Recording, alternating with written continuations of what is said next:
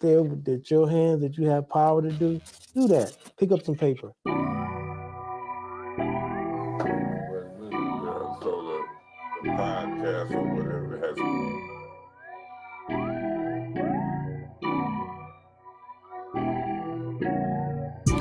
Fli-City got some dogs in it, dogs in it. Fli-City come off authentic, authentic. We light it up like arson and sauce in it.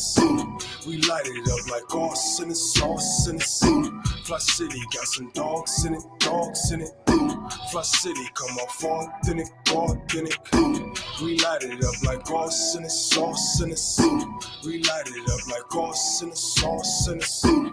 Rain may come, we cover for it, it's a cover charge. Cover charge. Pain come in, we force ourselves to be stronger for it. Be stronger for it. Northside slum, prison bids, and I'm better for it. I'm better for it. Representing Fli-City, now make some noise. Random corners, pushing packs, looking back. Hand ups, ain't seen no pass. Fli-City got a city tax. Body bags, ski masks. Crying waves, I speak to God. City giving rich vibes. Beat knocks through the speaker box, won't speak a lot, just move around. Water dirty, streets dirty, whip clean.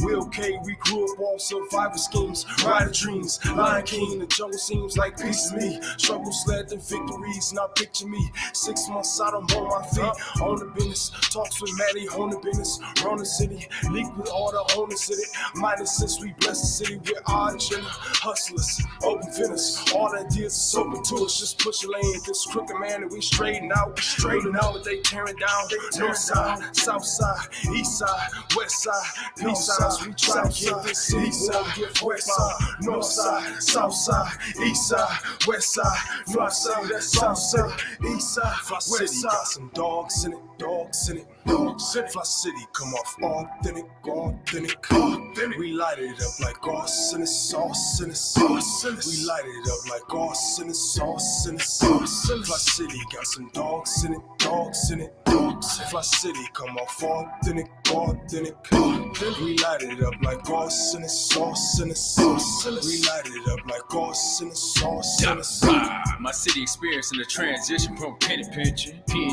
maximizing our dollars, multiply triple digits. I came a long way from baby jars in a project kitchen. Nowadays I read grab charts and just mind my business. All praise to the most high, how this young king living. Resurrecting the spirit of Osiris, how I'm living. Hustle and motivate your local hope dealer. I'm on tour right now, and I'm dope with it. They lied to us, stole assets, still in crisis mode. Water warriors like 1,001, we will not fold. I'm sick of fugazi leaders and career politicians. The father said people perish due to lack of vision. It's time to rise, black lives, baby, it's on the floor. Better back, no 9 to 5, only 10 to 4. A city of monsters, a bunch of go-getters. We don't rock with starters, we too authentic. We don't rock with starters, we too authentic. We don't rock with starters, we too authentic. We don't rock with starters, we too authentic. We don't rock with starters, we too authentic. We don't rock with starters, we too authentic. We don't rock with starters, we too authentic. We don't rock with starters, we too authentic. We don't rock with starters, we too authentic. Let's hear it. Yeah, you keep all that.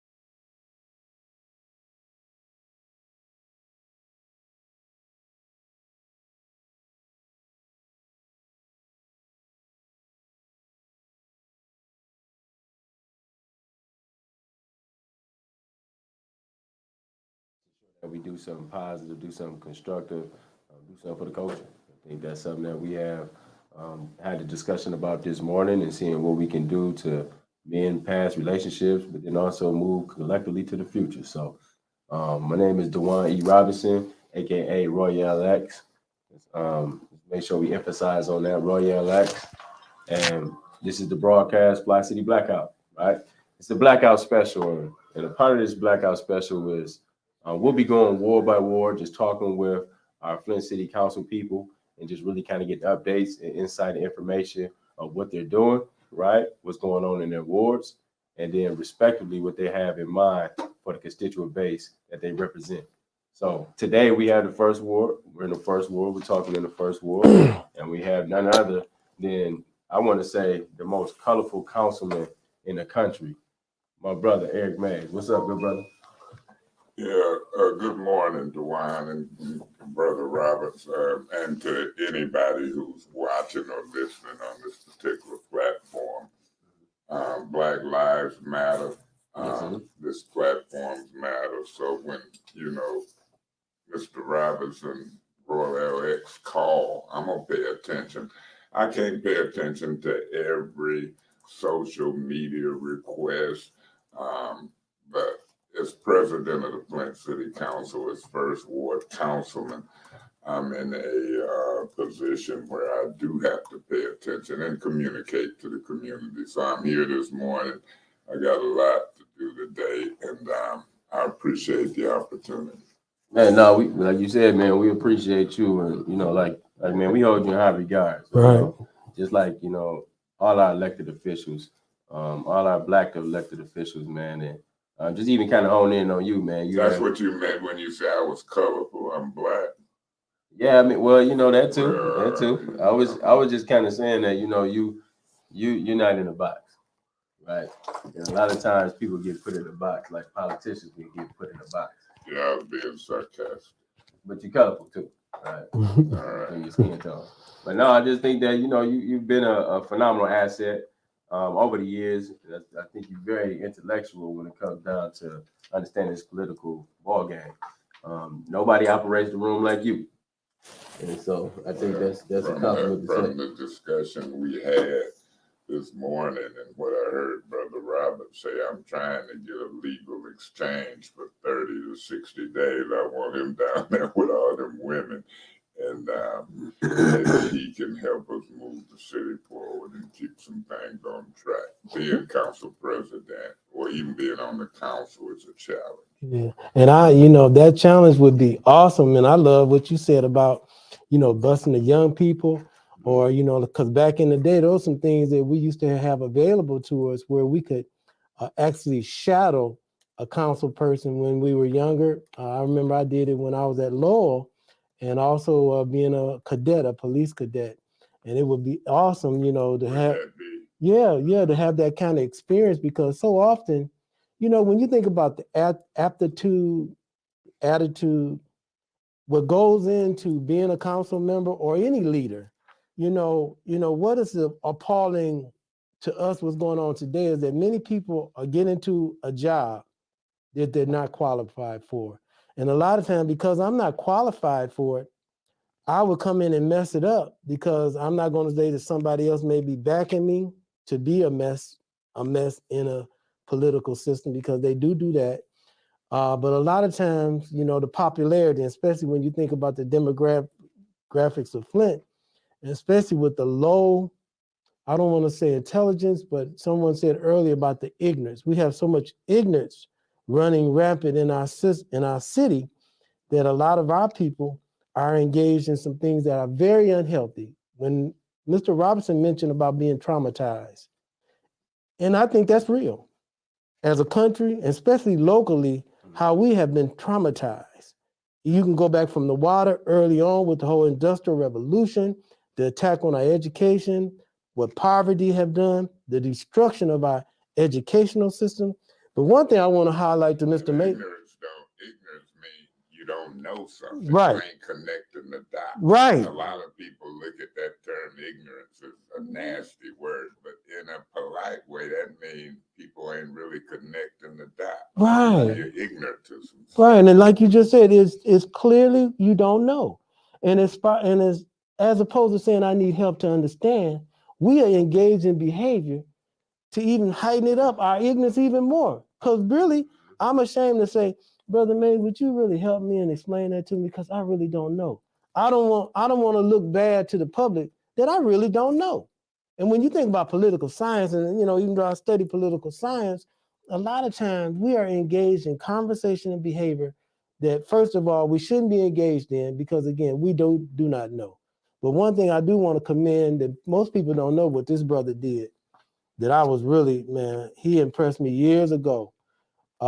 He developed a solvent, like a detergent. Dishwashing. And again, when you think about being creative, and again, that goes back to our relationship with God, and because I really wholeheartedly believe this. It's factual. Everyone comes from us. We're the first people on the planet Earth. And so we created civilization. And this brother here created something. You remember that? Yeah. Yeah, we had that dishwashing liquid. Yeah, man. Stores. And I think that, and Family Brothers, look, we mixed that yeah. dishwashing liquid up like Kool-Aid and put it in a bottle. And I had my cousin on the label. Yeah. Drying some dishes. Listen. That was $1 million business. Come on. My girlfriend got mad at me and turned me in because I was doing it out my garage. And so I never went commercial and got machineries. But that product was selling. Yeah, man. Washing their car. Yeah. Robert, you remember I remember that because the point I'm making again, guys, what I'm really saying to all of us is that we all have talent. And if we could work on forgiving one another and really allowing that talent to come out, we can really get some work done. And I'm bringing up what this brother did because I do celebrate it. And it's something that it helped me even as a young man to emulate. And it gave me some strength, right? And I think that's, instead of us being jealous of one another, what we have to do, man, is embrace each other. And now I think that's the key. Earlier this morning, we was having a conversation. It is about healing. How do we really heal? And even with this discussion today, going ward by ward, if we are really talking about accountability and we working with crumbs, how do we move our city forward collectively, house by house, family by family? They take care of the DDA, uptown development, all that kind of stuff. But how are we moving collectively with one voice? If we got 3 items, let's just take 3 items that we all gonna get behind to push to make happen.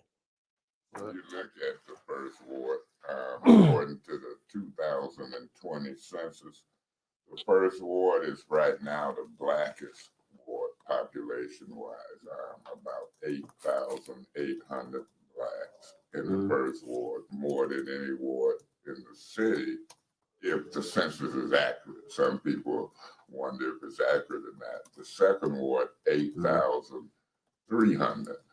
So, 500 different, but those 2 wards are the blackest wards. When you look at some of the other wards, they have like 3,000-4,000 blacks and numbers of that nature. So I have a duty and a responsibility as first ward council person. And as you know, the majority of the city is black. And we have 5 black council people. So not only am I the first ward representative representing the most blacks, but when you're in that position, you want the best quality of life for those people you represent.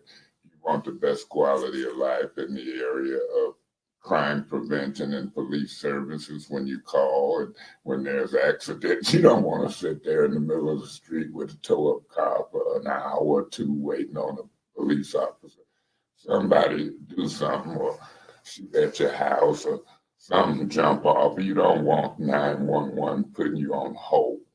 And then economic development. I was really surprised at the way a resolution went when I was trying to give the North Flint food market $600,000 for starters, but a total of $1.5 million. I never thought I would get all the pushback and lack of understanding, not only from white council people, but from black council people too. So I look at those 3 areas, Brother Roberts and Mr. X. I look at those categories as economic development, entrepreneurship. I look at crime prevention, and I look at cleaning up blight and couches and mattresses and have burnt up houses and, you know, building new houses. I know we can build, Brother Roberts, a nice ranch style house Right. and give it to somebody. Yeah. In the first ward and any other ward where you got 2 or 3 empty lots. And you can put people in the business. Blacks can own corner stores, grocery stores, gas stations, bottled water factories, dishwashing liquid companies. And we could do that from land right here in Flint. So I hate when I get pushback from leadership and people who have the power to allocate millions of dollars in certain areas and make Flint and certain wards a better place for the residents we represent. This is not a rocket science. It's not hard. People vote for you. They put you in leadership positions, and then you get there and you can't vote in sync. You can't vote as a group. You can't provide leadership because so much dissension between the people who are voted in to carry out the responsibilities.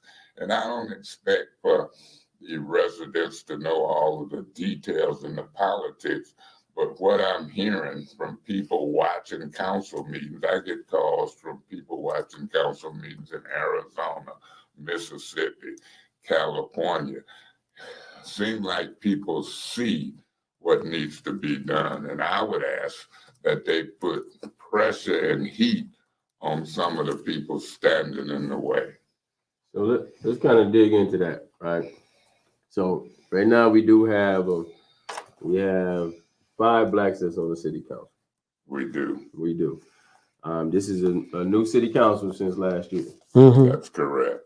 So from your experience and your dealings for these past couple months, what is the direction of this city council group? What is the mission of this group? Well, wait, can we stop there, because maybe we need to know what is for our audience. What is the responsibility of council, City council as a whole? What is your job? What are y'all jobs? Everybody know we represent people. That's the easy one. But our main responsibility is to do budgets, allocate millions of dollars each and every year to different categories: street maintenance, blight, police services, different departments in the city. And then there's 2 things that people miss. One is that the city council makes policy and law. They lay out the procedure of how everything is done in the city, and they do it by ordinance. The local law is called ordinance. City council takes action by resolution and ordinance. A resolution can direct the mayor and his staff and department heads to do certain things. Right.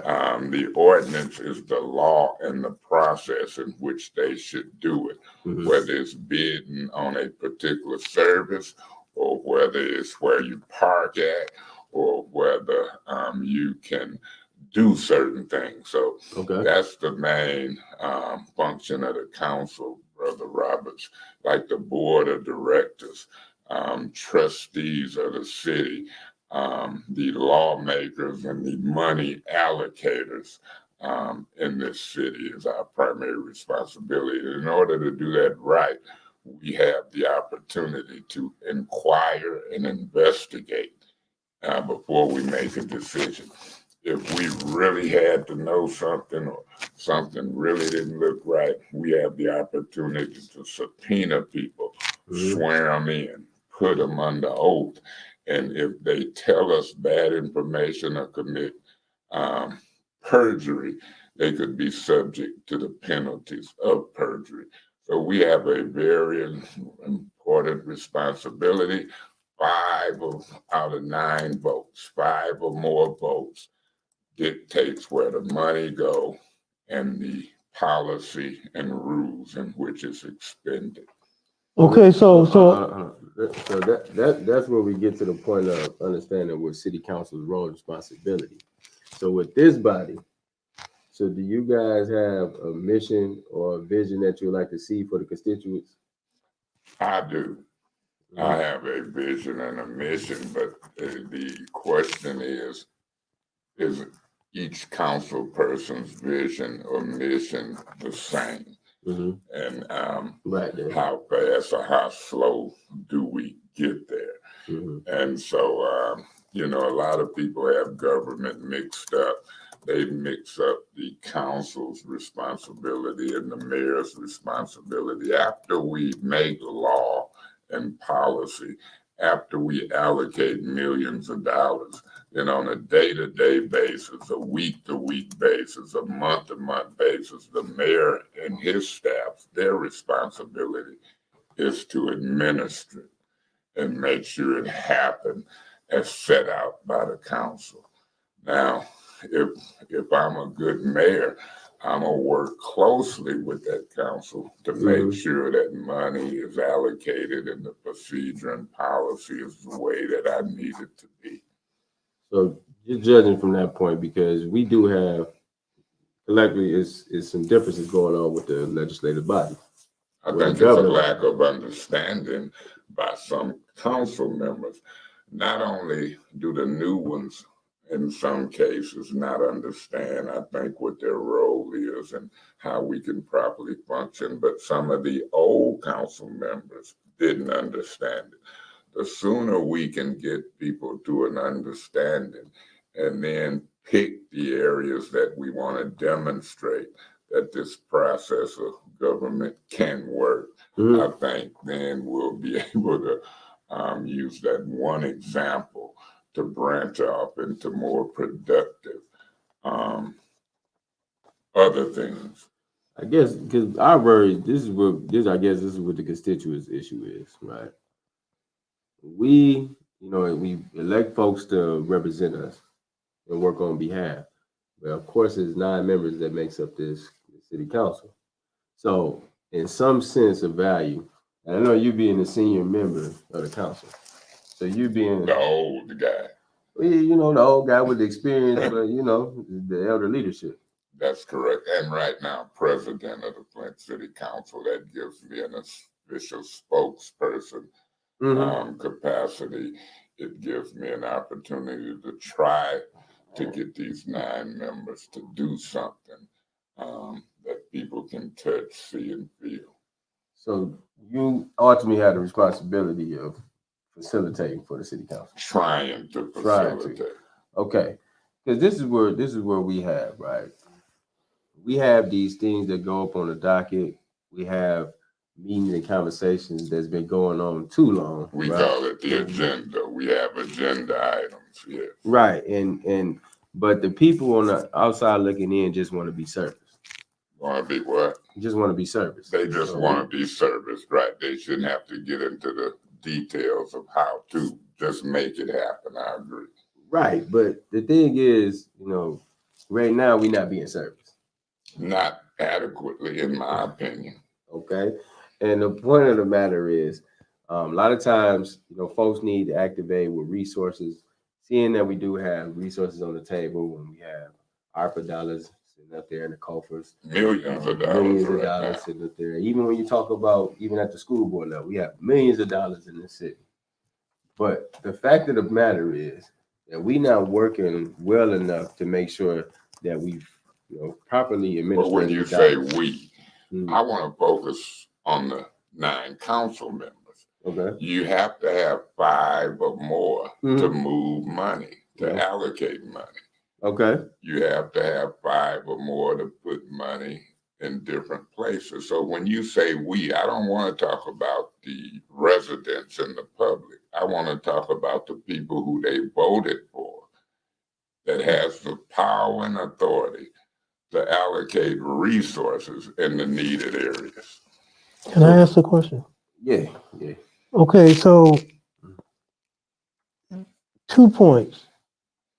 Does a person that run for city council, do they have to have an understanding about government, how government runs before they enter into want to run, should they have a background in either political science or have some understanding about how government is supposed to run, number one. And then the next one is, if it's 9 of you guys and you working for the people, is it, along with you being the president, but isn't all 9 of you guys' responsibility is to move the agenda for the people forward? I'm just asking that question. Yeah, you asked me in a way 2 questions. Should a person know what they're getting into when they run? They should. Do they know? No. Right. It's 2 different questions. And so the only responsibility or requirement is that they're 18 years old, registered to vote, and can win an election. And so in this last council election, we had what I'm just frankly calling unlawful interference. See, we have campaign finance laws. Any money or resource put into your election to help you win have to be documented and, claimed. We had mail-ins going out, thousands of dollars of mail-ins from some interest group or interest person that affected about 3 or 4 of these last council elections. In my opinion, if it wasn't for those illegal mail-ins, you would have some people who was not there. And from what I've seen in these first 3 or 4 months, those 3 or 4 people who benefited, in my opinion, from those illegal mail-ins, whoever sponsored those illegal mail-ins has been blocking progress. I can name them.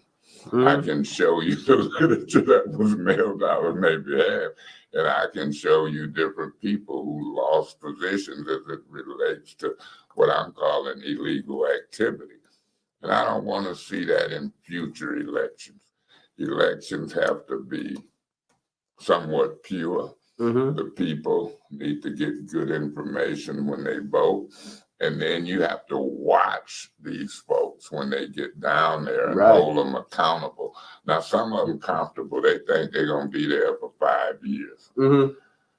I hope not. Because in a few months, some of them can be recalled and we can try to regroup and get the right people down there who ain't going to fuss, argue, who going to concentrate on policy and budgets and money and allocate, vote, quit talking and vote and allocate and put these monies in the right places. We've had $47 million sitting in our banking account to help Flint since May of last year.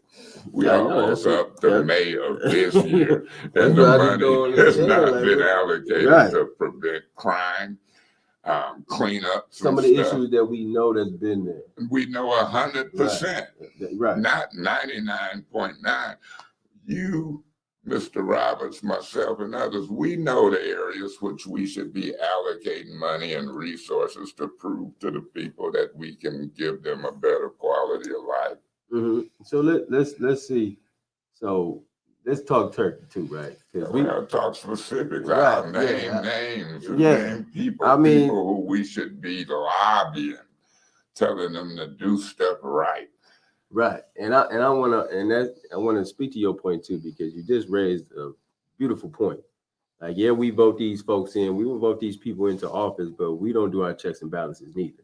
As a community, we have to hold ourselves accountable. We can't just let y'all just run ragged and then actually, not check in with you, right? Yeah, that's our responsibility as community members, as employers, because elected officials work for the constituent bodies, right?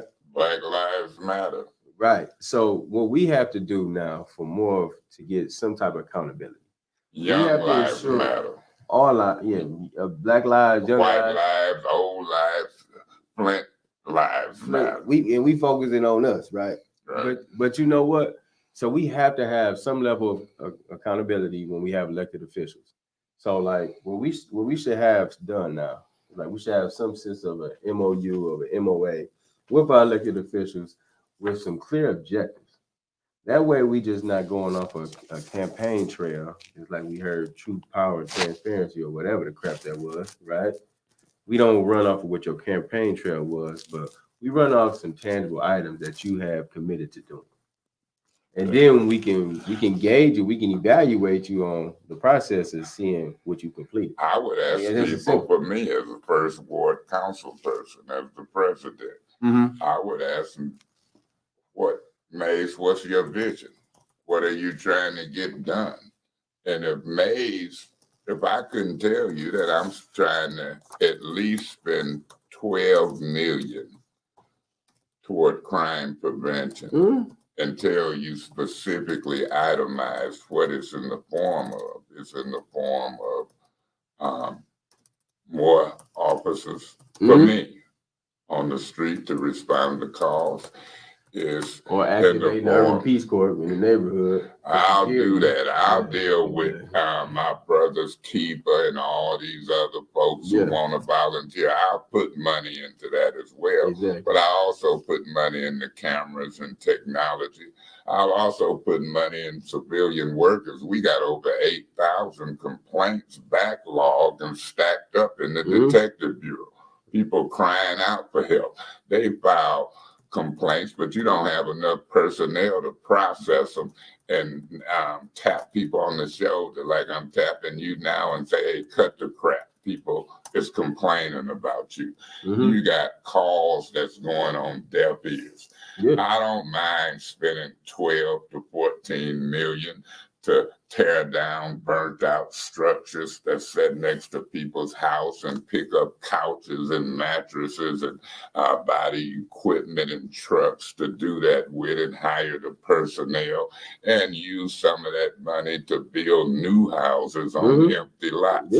I don't mind spending 20 million to give 600,000 to the North Flint Food Market and to give Brother Roberts $1 million to own a gas station while we can. So, if Councilman Mays or President Mays can't tell you specifically these type of examples of what he feels he should do, don't get behind him. But if Councilman Mays is trying to articulate these experiments and these expenditures, and you can't get 4 other Black council people to get on board, then put some pressure on them. If Councilman Mays is articulating this specifically, and the mayor won't help put pressure on them 5 council people to get that done, put pressure on the mayor.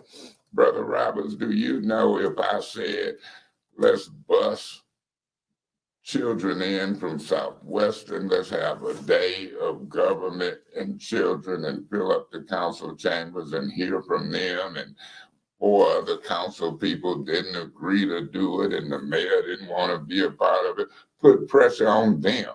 So I'm talking specifically. You're not going to have to guess at the programs and the expenditures and the way that I want to spend money. You just got to try to get people to agree and do 1 experiment. That's it. Do 2 experiments that's specifically articulated. Get 5 votes on those type of things and then see if it worked. I'm not sitting up here as council president of the city of Flint, Michigan, first ward council person making this up. It's kind of that simple. I was going to ask you about a specific thing, so that actually when we talk about the grocery store, because I really do believe that we do need a co-op, we do need a grocery store, we do need that in our community, and we all should see the value in that, right? You would think. You would think, but maybe unclear. You know what I'm saying? Sometimes stuff be unclear to folks.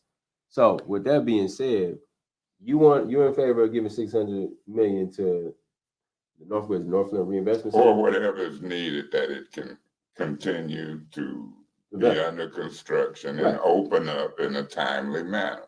Whether it opens up this year, next year, I just happen to know that if money and resources wasn't allocated in a timely manner, it wouldn't open this year, but it still might open next year. Now, if you've seen a project downtown, for example, whether it was the Capitol Theater or the Mott Culinary Center or the Hilton Hotel. Right. When they run into a problem, government comes to the rescue. Right. Even in the North Flint food market problem, it seemed like Congressman Kildee and Ananick them was smart enough to say, well, if the blacks and the local leaders don't want to fund it, I'm going to use it to help with my black card. I'll fund it. And they step up to the plate sometime when we don't understand how fast or how slow we should move. But seem like we always step up to the plate when it comes to their projects. All the time. That's why I want to be case specific with our project. This is our project. One of our projects. Our project. One of our projects. So why aren't they supporting this initiative? What is the pushback? What is the issue? It's a lack of understanding, jealousy and envy on who sponsors the bill, politics as far as who gonna get credit for getting this done. You know, you have that type of politics. Sometimes the mayor will tap on council person's shoulder and have them hold up stuff. You might not believe it, but it's true. There's a fight sometime as to who's going to get the glory. You know, so I might be better off asking Brother Roberts to come to council and say something, and then we piggyback on what he says, because they'll kill the messenger. I've seen in our local politics, they'll forget the message and kill the messenger. Yeah. Man, I just don't understand why, you know, we just don't get on one accord. And if there's some things where we don't understand or it's unclear, then we need to be having those conversations for clarity. And this goes back to what we were talking about earlier. It's like people are jealous. People want to be the one to say, I sponsored this bill, or I put this effort forward, or it's me doing this thing, right? Or they don't want to see somebody else shine. And but what I'm saying is that's the wrong mindset. That's the wrong individual. That's correct. I've seen people focus on Pastor Flynn versus the project. You got close to 1,000 or more members who put money into this food co-op. You've got Pastor Thrill, Gail, and others. But I've seen people focus on Pastor Flynn, even in our council meeting when we was trying to approve the funds. One council person was more worried about did Pastor Flynn live here versus there. Right. And I said, it don't matter if he was in Zimbabwe, Africa. This is a project that's bigger than one person. And so you're 100% right, Mr. X, that we sometimes focus on the wrong things rather than the bigger picture. And so on that note, when you mentioned about how the hotel had matching funds, or when you're dealing with the Capitol, or when they were able to build the Mott School. So that project gonna go through.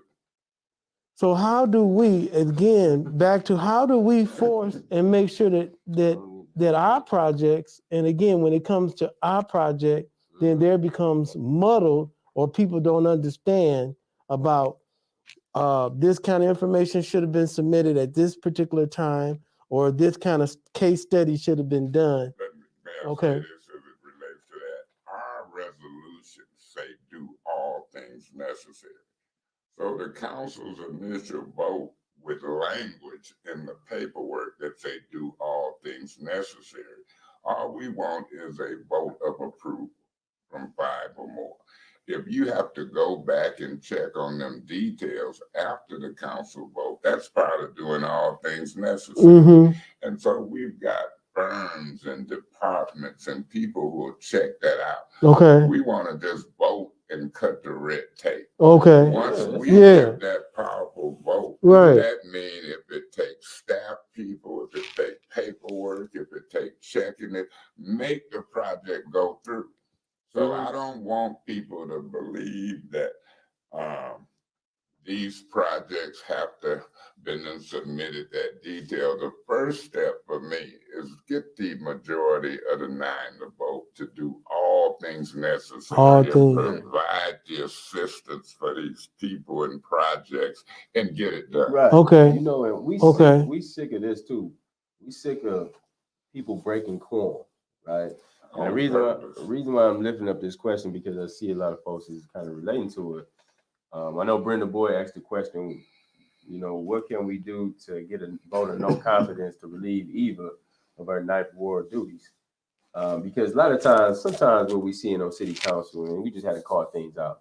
Like I've seen this with Quincy Murphy. I'm seeing this with Eva Worthing. I'm seeing this with Allie. Sometimes even Judy and Liddell. Sometimes folks will be in their feelings, and then they'll break quorum, right? They don't want to be there at the table. Sometimes it's not about your feelings, like that. What we saw yesterday with the other day on doing an investigative hearing with Quincy Murphy. Just that show and that act of just, kind of just interrupting and, kind of coming already with attitude to the meeting, probably in opposition to anything that you're going to put on the table. And it could be vice versa or whatever, right? But what happens is like folks get upset, they get mad, they want to walk off and have an attitude, and then it spills back out into the community, and then nothing gets passed, nothing gets voted on, nothing gets moved. So what can we do? And this is a question for the constituents who voting for these people.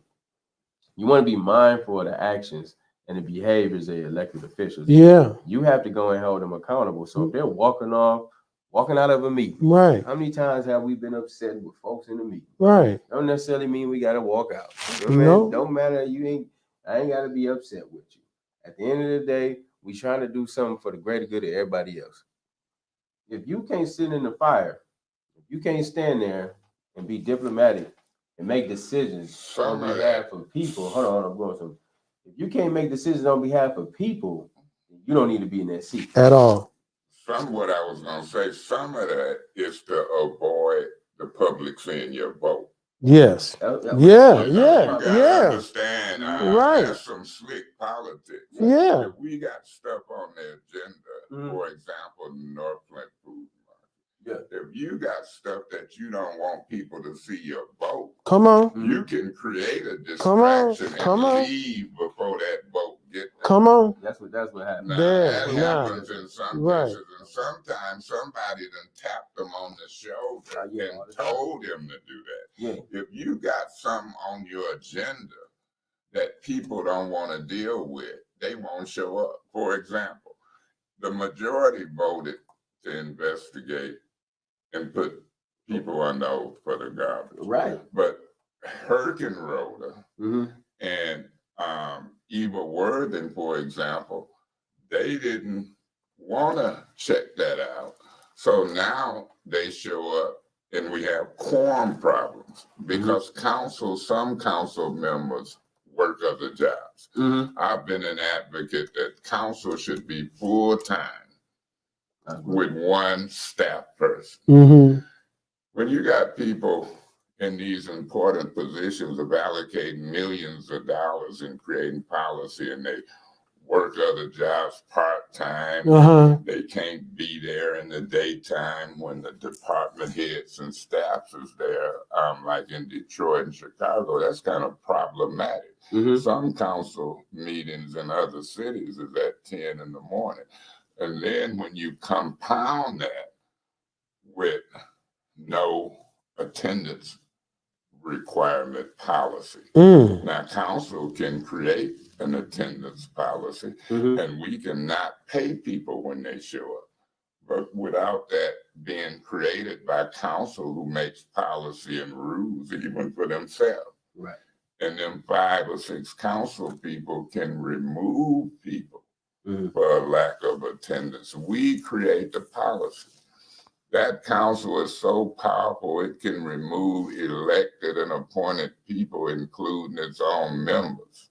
It can make policy. So you got people policing themselves who will walk out. Now, sometimes you can protest and walk out, but these council members has only been there 3, 4, 5 months. And the repeated habitual walking out and attendance problems that we're having in the infant stages of this particular council concerns me. Not only as a resident, but as a council person, but particularly as council president. So why don't you all enact that, right? Because we all know that the shortcomings of the city council.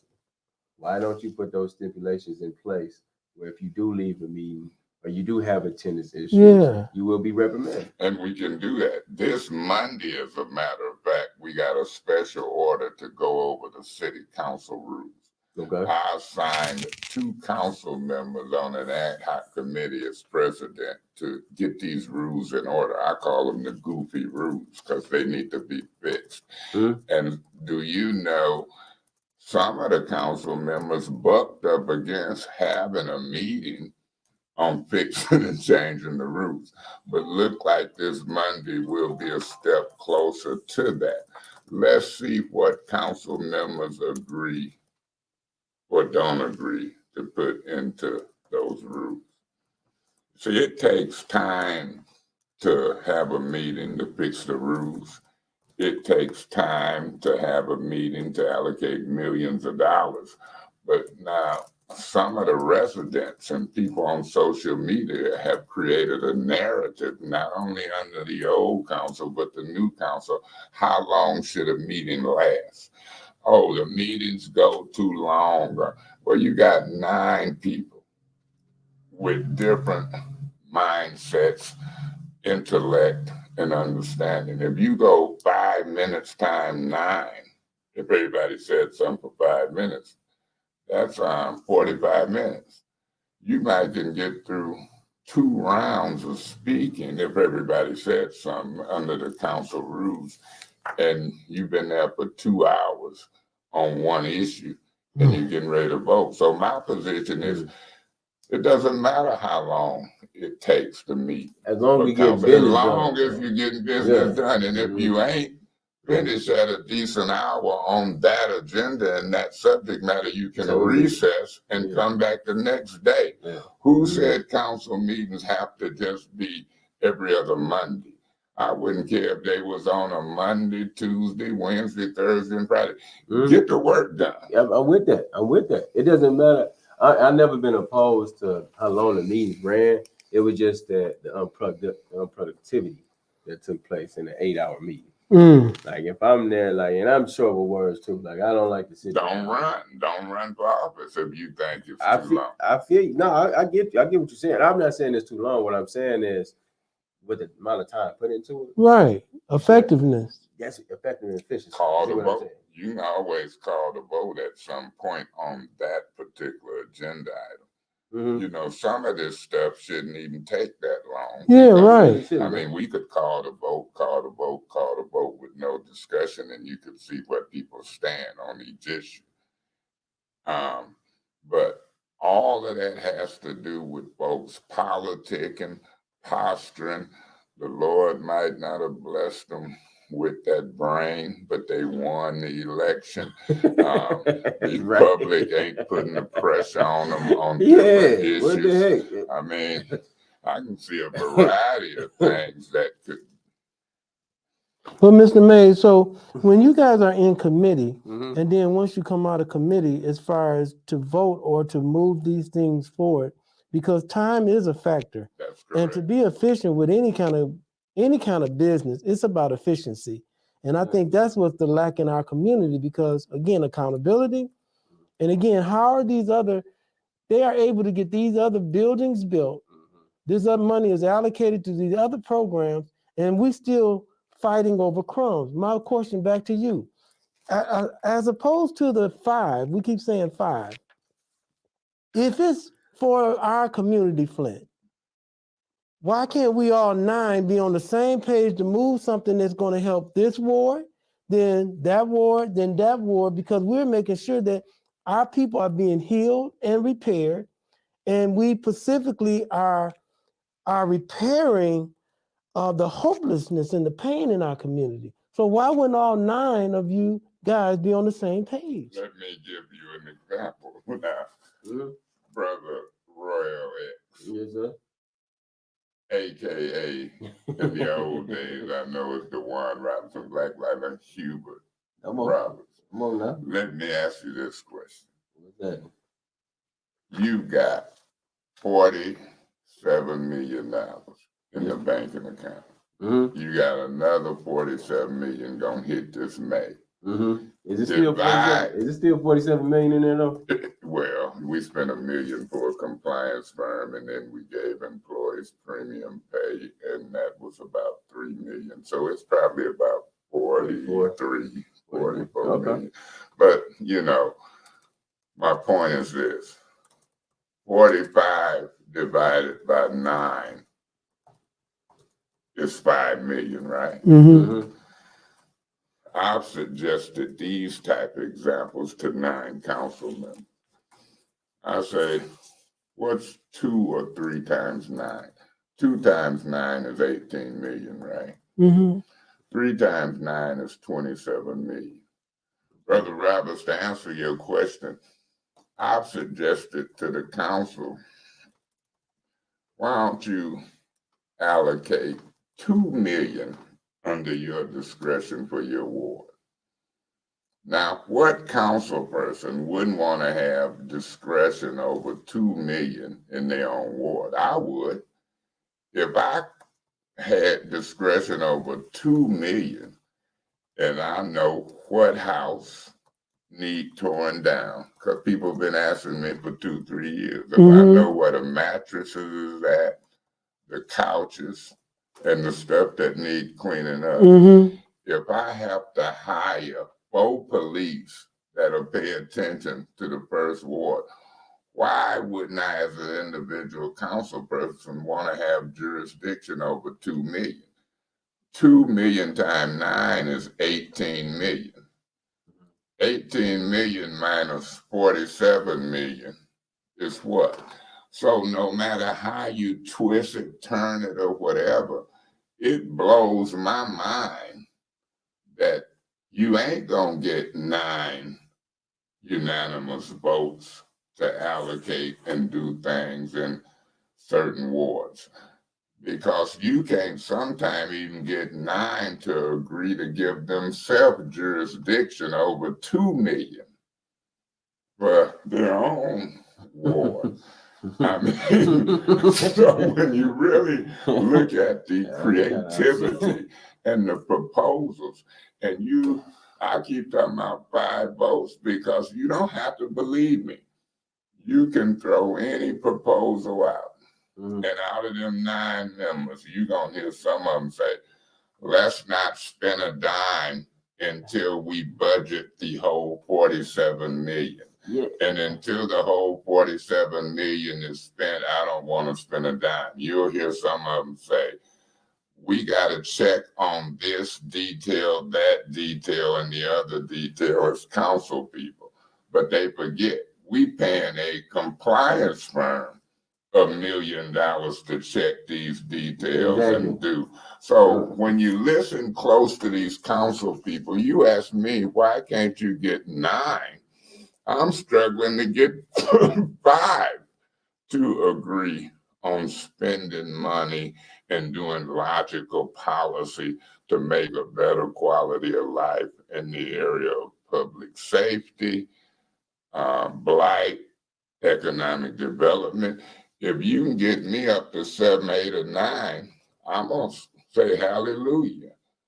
But it's hard to get 5 to agree because people nitpicking and making excuses that if the public listen to them, some of it don't even make sense. But they speak so intelligently. But even they then, think. Even then, it's not even intelligent. Like I did hear folks say that they want to account for all the dollars before they want to see a plan before the dollars being spent. In reference that we do have a compliance forum that's watching over all the dollars that's being spent. So that's already taken care of. That's what it should be. But then, what you're right, man, they should be getting more in tune about addressing these same issues that we've been hollering about for the longest. Talk about public safety, blight, economic development, public health. These are the same stuff. The same stuff. So what we should say is like, all right, well, everybody knows the problems. That's Right, correct. right. So let's pick two things that we Right. can go ahead and deal with. Right. That's based on some historical issues that's been, plaguing us in the past. Come on. Let's go ahead and allocate enough dollars to go ahead and really address the issue. Yeah. Right? And get some real wins out of this. And we ain't got to sit up here and say we got $47 million in a bank just sitting there. Right. We want to activate those dollars and get Well, some let's stuff say done. Hubert, Brother Roberts, you and I sitting here on this podcast, along with the people who can chime in and, tell us something. If we was to pick one project for $1 million out of the 47 million, and we agreed on this electronic podcast that it was something that you think could easily be done, I'll take it and introduce it and deliver it. Or maybe y'all should, because they'll kill the messenger. If we did that, I would be willing to bet you, with the personalities and the logic that I've heard in the first 3-4 months of this council, you would think we could all agree here today on a $1 million project. Yeah. And then I would want y'all to watch and see in real life, do it have any opposition? Well, I think that let's do something tangible for us, like strategically for this community. We should put together, you guys got those proposals, RFPs you put out. Yeah, we created a simple 1-page application. And let me ask this They too, got because tripping about that. it was confusing because I know the city council has their proposals, RFPs, if you want to do a project, but then A 1-page application. okay, and then Neely is running around hosting these fake meetings or whatever and saying he's trying to spend his money too. So I guess folks is like really confused of the process of how this money being spent. Don't be confused. The city council can vote to do any and all things necessary on any proposal. See, I don't want people to believe that this is money that they got to go out and hire a grant writer and do all of this technical paperwork. We've hired people to do that. We spending $1 million. They tried to get us to spend $4.9 million to have these people here for 3-4 years. I said, I'll spend $1 million and try this compliance firm out to see what they really can help do. Now on that question there, what is your CFO for? Why do you have a CFO? Isn't the CFO supposed to make sure you're in compliance? Well, I would say with the skeleton crew in the finance department, the CFO and them, I don't mind trying and experimenting with $1 million to make sure paperwork, compliance, and all the red tape is cut, for the residents and for the people who are applying. So they're there now. We passed that. Now, if you tell me that you want to own a gas station or corner store and you're going to need $450,000, then I've created an application for you to apply to that. Now, if Brother Robert say that he wants to own a dishwashing liquid factory or something and it costs $8 million, then we've created the form for that. All we want to do is vote on certain projects to say do all things necessary to make that happen. For example, when the chief of police called me and said he wanted a $300,000 helicopter and would I vote for it, I said, if you think it'll help you, let me know. Yes, the votes pass. We don't have to get into all of the details. Once we vote, unless the mayor veto that within 168 hours, it has to happen. And so I want to do the same type of procedure, whether it's trucks to clean up blight, knock down or build houses, whether it's the project you want, whether it's Pastor Flint's project. Our role is a little more simple. We vote to do all things necessary, and unless it's vetoed, within 168 hours, it should be carried out because the board of directors, the council, the trustees has ordered that to be so. That's the power we have. And so all of these projects, whatever they are, whether they're for profit businesses, nonprofit, don't buy into these council people talking about, and the mayor neither. The process haven't been set up yet. We don't have everything in order. Yes, we do. We have the opportunity to vote to do all things necessary, project by project, and make it happen. Project by I project. want to say, let's stick a pin in this too. If the community wants to do a project, I think this should be like a joint project too. Yeah, Like sometimes I know, like the gas station could be a joint co-op. Right? Yeah, Like, right. However you want to do. That gas station store. So what I'm saying, just suggest to us though, let's get a real plan. Let's fill out that application. Let's present it to city council. Yeah. And let's see if we get the vote. I mean, I'm talking about let's get this stuff done. Like, you know what I'm saying? Yeah. I do like the idea of economic development that falls in that pot and that criteria.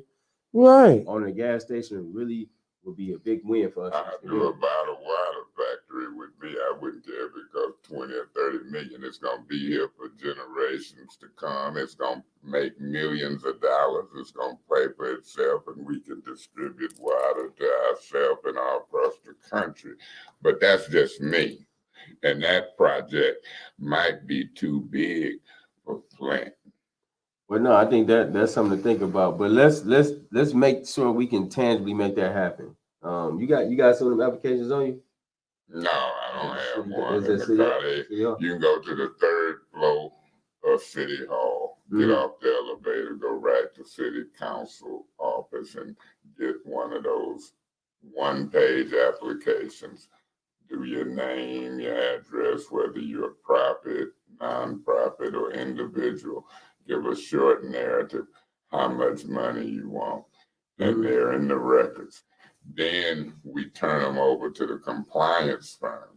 Let them check them out, see what qualifies. And when they qualify them and say those are correct expenditures, then it can come to us for a vote. Let's make that happen. That's something that we can just really just do. I think we should put some work into just seeing how we can move this. Yeah, it's just an experiment. It's a test. It's to see if what I'm saying here is true, or am I making this up? Am I a real council person? Am I a real president?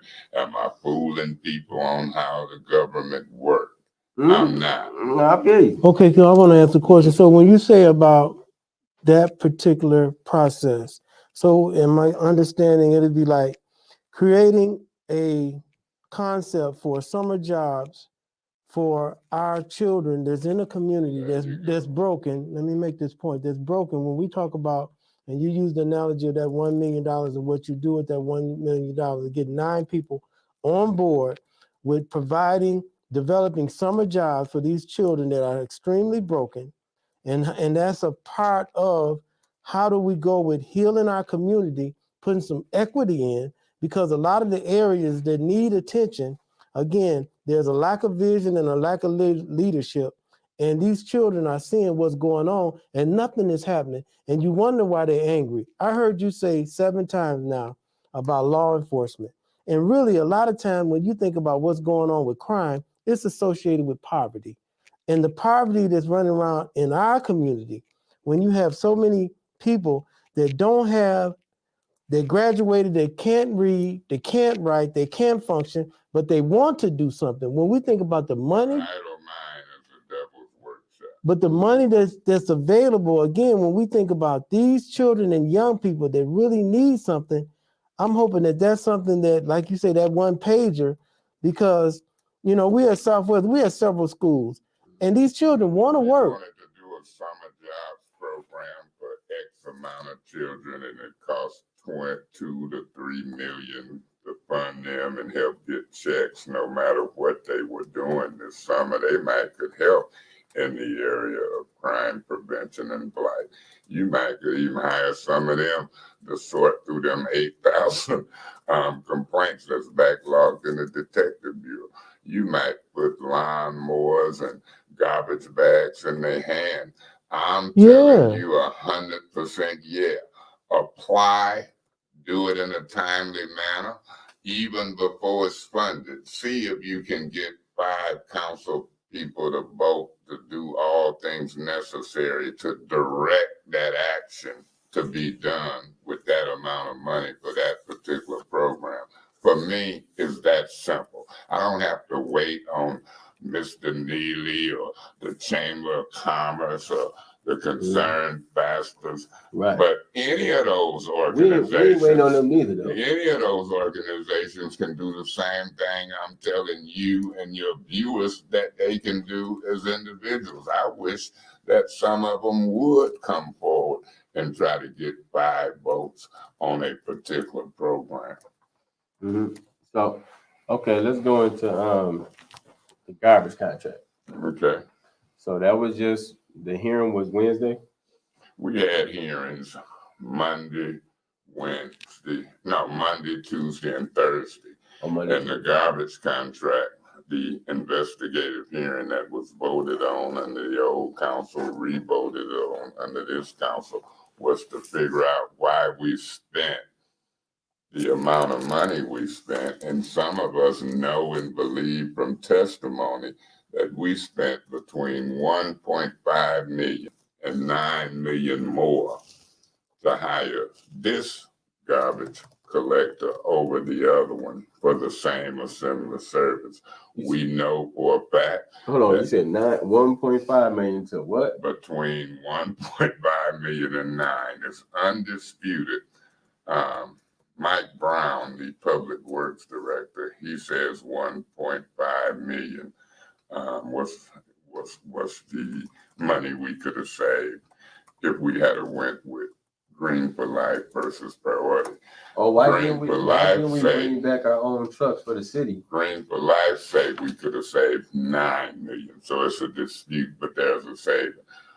Because it takes 5 or more council people to vote as to whether we contract that out or spend the money to buy trucks and bring it back in-house. Yeah. Bringing it back in-house and hiring our own employees and having our own trucks was brought up. I mentioned it. Okay. You didn't have 5 votes. You had 5 votes under the old council to seriously hire the priority company that's hired now. And so once again, that's a perfect example. If you're gonna bring it back in-house and buy your own trucks, then you gotta pass the resolution with 5 or more council persons to say do all things necessary to spend that money and make it happen.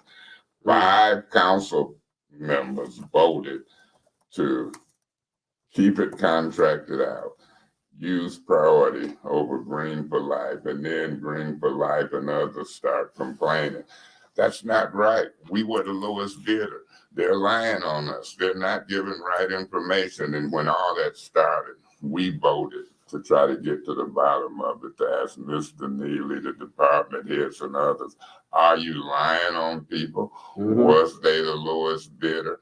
And we need you to tell the truth. So we invoked our investigative hearing power to bring people in, swear them in, put them under oath, and get to the truth. I'm going to just say some folks been lying. It's been some misinformation. Now, some of them been lying under oath. Do you know that they've committed perjury? And do you know if 5 or more council people believe that they done lied to them, they can remove elected and appointed people, whether they're department heads, council people, or the mayor for cause. Will that happen after these investigative hearings closes out? I doubt it. You don't think no corrective action will take place in this? You think you can get 5 council people? They mad at me for calling the hearing. Look how he talked to people. He just talked rude to them. They lying. Right. I'm cross-examining them. Yeah. I'm not being rude. I'm getting to the bottom of truth and lies. So Right. no, I don't think you get 5 people to say that the garbage contract and the process was debacle, shortchanged, and there'll be any corrective action. All you have to do is watch, and some of them blaming me. I looked at Quincy Murphy the other day and interrupt 2-3 times. President Mays, it's some more of us here who want to ask questions. I'm like, okay, just say, Mr. President, I give you the flow. He said that 2-3 times, and I was proving whoever wanted to ask a question, ask them. But if you're going to ask questions, do your homework and know what we're looking for. Right. And Right. you asking me what's going to come out of it? The process right now is messy, and some of it is intentional. And I'll name names. Name them. That's I just name one. We know. I know Quincy seemed to be blocking. He got up mad, talking about, I'm not going to sit here for this. Sit here for what? We asking questions. We getting to the bottom of something. Yeah, but you know what? To be honest, that was just a whole display. I did see the hearing yesterday, and I thought Wolf did a terrible job of representing for Neely. Do you think the mayor know what involvement means? I had the definition of involvement read like 2-3 times. right? I'm like, yeah, but did you have any involvement with the bidding process? They said we had a meeting, the team. I appointed this person. It's the appointment of people in the evaluation process a form of involvement. I'd like to rely on my written statement. Now that written statement can't talk. You the one I know. Were you involved? Ms. Burns, can you read the definition of involvement? I'm the mayor of the great city of Flint. You mean to tell me you don't know the definition of involvement? That seemed to be evasive. It seems to tell me as a juror, as somebody who's making a decision, you're refusing to answer simple questions. You seem to be covering up your involvement. You've had employees complain that they were scared during that process they were going to lose their job. You had an employee resign, say they was asking me to do stuff illegally and unlawful. When you got stuff like that going on, shouldn't you invoke your investigative power and ask people questions on the oath? And shouldn't the public be able to judge and see who's being honest and evasive and telling or not telling the truth? I'm sorry, you the one that raised the subject of the investigative hearing, and maybe I do talk too much. Well, I guess the point of it is we do have to have a resolution. We do want to understand why we didn't go with the lowest bid. I think that's just all common knowledge, but we should understand. We should understand who's telling the truth and who's lying. I get that, right? But then also at the same time, I hope that there's some accountability when we talk about corrective rent and some corrective measures that holds folks truly accountable. And it's not just like we just doing ceremonial stuff. Like this is the formality of things. Just to do a hearing because some allegations was raised. We have to really stick on it. If these persons did some shicey stuff, if they had got some kickbacks on the back end, and they put us in a situation where it's costing us more than what it should, then we got to hit them on that. And everybody, the 5, it should be all 9 should be in support of that. Yeah. You know what I'm saying? And the 9 members, and I'm no lawyer, I'm no judge. You sound like a lawyer. I'm no judge, but the goal is to ask individual employees and people who were involved questions one by one, and then at the end of gathering all them testimonies and information, then reach a conclusion. You got council people in the middle of the hearing trying to reach a conclusion and ain't even heard from all the witnesses. Some of the newer ones wasn't there to hear from Joyce McLean, but it's recorded. Right. I've asked them to go look at the council proceedings of September 9th, 2021, September 23rd, 2021, and then catch up as to what's happening before you make a conclusion. It tripped me out when Quincy Murphy walked out saying it was a waste of time, hadn't been there for the previous witnesses. We still got to subpoena additional witnesses because if you listen close, Mike Brown say he turned the evaluations and score sheets over to Mr. Clyde Edwards. I've asked the attorney now to subpoena Clyde Edwards. You heard Mr. Neely come in and say, I appointed DeVale Murdoch to the evaluation committee. I've whispered and told the attorney to subpoena DeVale Murdoch. I've heard Mr. Daly say, I turned the evaluation sheets over to Heather Griffin. I've asked the attorney now to subpoena Heather Griffin. You've heard Mr. Brown say, I shredded some documents. And so how can a council person get mad, say that the hearing ain't worth nothing, I'm leaving out, disrupting the hearing, this is serious business, and we ain't even got to the last witness yet. It would be like a murder trial, and after one witness, the jurors start making decisions before closing arguments.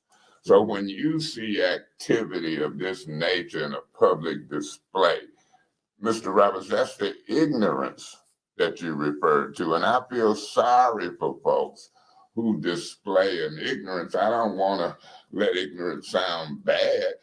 Is it intentional or unintentional that people's brain ain't understanding something? But I think in our position, like we don't have no time for folks not understanding what's going on. We too far behind. Right. We so far behind. Man. We want some real support. We want some real service. Some wins. We want some real help. Like we like beating down people.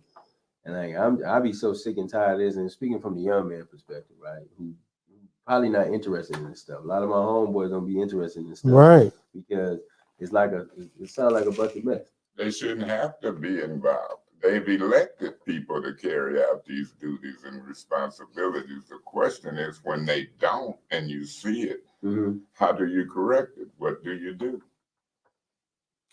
I'm in the middle of it and ain't figured out how to deal with some of the personalities of these grown folks. These are grown folks that's elected. Do we need a whole new council? Including me. If I can't figure out how to deal with some of these folks, you do whatever you do to try to move the city forward and get people to vote in unison to carry out projects. Right. This is the third council that I've worked under. And, I've seen people, I've helped people win. Right. I went over in certain wards. I've spoke up and campaigned for people, but I've seen people get on the council and change. For example, we helped Maurice Davis win. I think I did, and I know I did. But then after a while, he was telling people, y'all don't know Mays. He was doing podcasts. You don't know him. He made me think I didn't know myself. And I'm saying, so you can help people. We helped Juan Twez Davis. And he got on there and it seemed like he turned. I've seen people who I've helped, and you still can't get people to talk privately, work together in unison.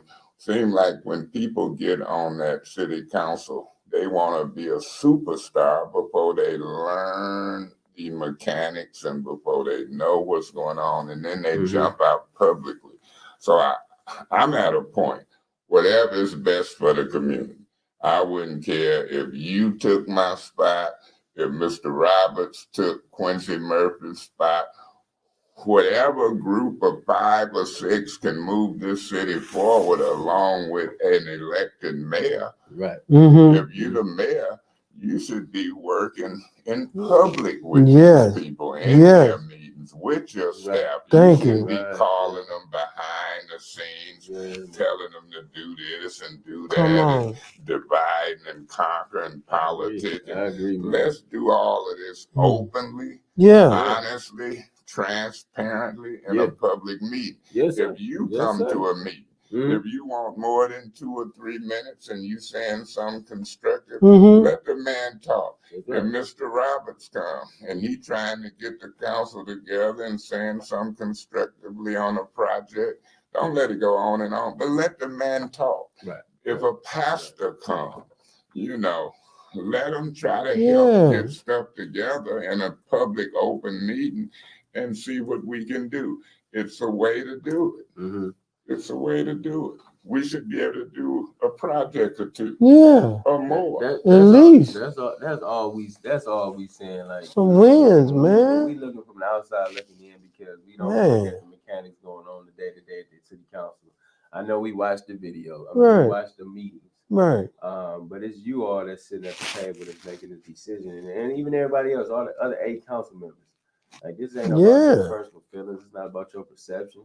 Or like the last time we went down there live about a month ago for the food market. It never was brought up on the docket. We came there at 5 and I left at 10. I mean, it's those kind of examples about for the food. Yeah, for the food You market. were there for Yeah, that I was meeting. there. But what we saying is, man, like we like the brother said, man, you know, you ain't got to like each other. You know what I'm saying? But it's always got to be respected at the table. Everybody got to respect each other. Now, when you come there, this ain't high school, this ain't middle school, this ain't no elementary stuff. This is some serious things. Serious, man. You should know It's serious. But you should know how to be diplomatic and operate how city government should work. Yeah. And function properly so folks is being serviced. And people are not left out feeling like they ain't being supported, they ain't listening, and they don't want to hear this stuff no more. So now we at a point now where the community don't want to hear it anymore. Right. They tired of the lip service. They tired of people coming in here lying. They tired of Gretchen Whitmer and all the Democrats, these fake Democrats coming up in here, just bamboozling folks. Man. Take our votes for 2 to 4 years and we don't see nothing from you. It's the same old name. We tired of the same name recognition. We tired of those same folks. Well, that's where we are. Richard Whitman never been to come in here because of this summer's election time. I'm not happy with the proposal that Gretchen Whitman, Mr. Neely, and some council people agreed to as it relates to the $600 million water settlement. I know that's right. When these papers terrible. get in by May the 12th, and them checks will start to being cut in June or July. I got people calling me, Councilman Mays, President Mays, when we gonna get our check? I say, look, the check that you get might not be the check that you want. They had 80-some thousand people sign up and didn't know what the settlement would look like. They didn't understand, some of them, that the lawyers would take $200 million. That grown folks' checks is capped off at $1,000 per household or person. The children is at 80% of the settlement, but the people who will do best will probably be children 6 and under, if their parents get their paperwork in right. Everything is focused around lead when there was other germs, bacteria, haloethamine, people that died. And there's one example is if you died of Legionnaires and you was 30 years or younger, your heirs and family could get 1.5 million. But if you died and you were 60 or 70, your heirs get 300,000. A death is a death. Whether they got 1.5 million for dying, the heirs, or whether it was 2 million, it should be the same. That's lawsuit settlement is structured so terrible and so wrong. and they done snuck it past people. I'm appalled at Gretchen Whitmer. I'm appalled at Mr. Neal. I'm appalled at those 5 council people from the other council who outvoted me and others, not to send them back to the table and get that structured and settled right, where everybody could benefit in the settlement. We were supposed to win off of this settlement. Really? We were winning. Well, it's supposed to set us for the future. We're supposed to have mental and health and physical. Come on, brother. Us out. Well, we supposed to have that baked in. Like Baked in. Our children should have lifetime health care. Lifetime. We've been sold out. I mean, Now, who sold you out? who sold us out? I can tell you who sold you out. us out? Gretchen Whitmer, the Republicans in Lansing who brought this settlement to Flint. Mr. Neely, who agreed to it and hadn't been involved intimately with the water settlement. Kate Fields and the 5 council people who voted to rubber stamp this. I know who sold us out. Do you know we was in a position to have a heck of a settlement? Yeah. To try to make a majority of Flint whole. And now you got people who done rushed, done fooled people, done had people sign up, don't know what their check amount's gonna be, and I guarantee you, grown folks is capped off at $1,000, no more Lord than have 1,000. mercy. And after attorney fees, it might be $600-700. Lord and have when them mercy. checks hit and the reality sank in about June or July, I'm gonna continue to tell on folks who agreed to this mess. Now look at him talking. I don't like the way he talks. He's rude. I'm not rude. Why Dana Nessel dropped the RICO charge? We talked about that. Why she didn't proceed with doing it? It was a simple thing, right? Yeah. Why did she proceed with the charge? Well, let's explain what the RICO charge is. The RICO charge was a criminal prosecution that said people had conspired to break the law. For example, we was in the emergency. We got emergency managers. We $12 million in debt. How can you get $100 million bond when your credit is bad and you're messed up? I'll tell you how. Because it was fraudulent. They put a administrative consent order in there. Well, what's an administrative consent order, Maze? They put something in the bond offer, the loan package, if that help people understand, to say, look, we got an emergency out at the Bray Road Lagoon. In order to make Flint's water right, we need to fix this emergency, and we need to offer a bond to raise money of 85 to 100 million, even though we broke. If y'all approve this, then we can help make Flint's water better and safe. Approve this bond. And the bond people seen the administrative consent order in the emergency, and they hopped on it. Well, guess what? It wasn't no emergency. The lagoon ain't been repaired yet. That's fraud. Whoa. So if you sold a bond for 85 to 100 million under fraudulent pretenses, Todd Flood and the other prosecutors had caught you. There had been testimony under oath. Yes, we did that. We shouldn't have did that. It was fraudulent. Well, Dana Nessel and them came on. Not only did her and Gretchen Whitmer and them offer this settlement that ain't adequate, they dropped the charges against the crooks on the fraudulent bond sale. And we mad because we still paying $7 million a year to pay that money back for a fraud. Do you know if they prosecuted the crooks on the fraudulent bond sale, we would get out from the liability for the bond that we're paying, and we might get our asset back. We paying $7 million a year for a fraudulent bond sale and don't have what we bonded the bill. What we bonded the bill was the KWA pipeline. We don't own that no more. Detroit owns that in the deal to get emergency managers out. So KWA is owned by Detroit? the actual line is, from Lake Huron up near Port Huron to Flint, that pipeline that we bonded for fraudulently ain't even in our possession no more. So Even why- though we still paying the loan back. I never, Man. Are you For us to serious? be Come paying this on, bond. man. But why didn't we go up to the banks for writing this fraudulent bond? Yeah. That's what the RICO charge was. That's what Dana Ness and them dropped. We was going after the people who did the fraudulent administrative consent order, and I think you got Chase Bank and others in Right. there. All of those would have been part of the defendants and the prosecution and or the civil lawsuit to get us out of this mess. And it ain't maybe too late. Okay, so when you hear me talk or when you ask the questions, other than this podcast, I've seen the Detroit News do a story about the fraudulent bonds. That's where I've seen the first publicity at. I've seen some shows and some offbeat newspapers do it. We're talking about it here.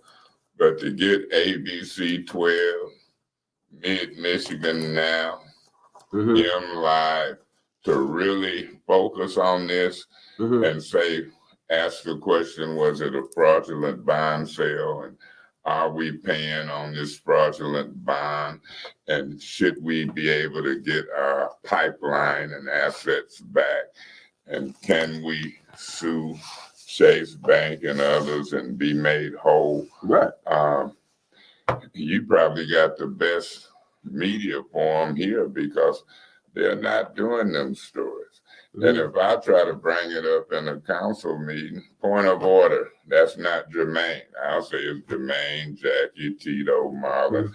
I mean, you get to talk more about city business here than you do a real council meeting.